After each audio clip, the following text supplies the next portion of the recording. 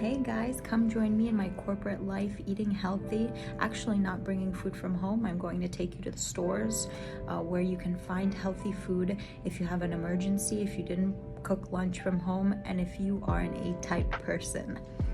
Those of you who are suffering from autoimmune disease, who work a corporate life, who are working every day, who need to work on their weight issues, but especially their skin health, their internal health, balancing that ecosystem in their microbiome. There's a store near me, it's called Greenwise, it's a Publix brand.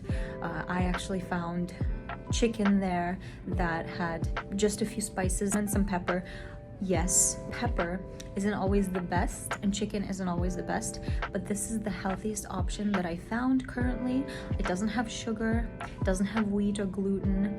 It's fine and it's good for your diet. If you're trying to minimize your Demodex mite overgrowth, you're going to the store, last minute, you want to go to a buffet, you'll find those chicken wings, you'll find something, and ask the associate if they have it. If there's breading, if there's sugar in it, they'll most definitely answer it because they have been taught to be very, very vigilant and very careful when it comes to individuals with gluten sensitivity and other allergic reactions.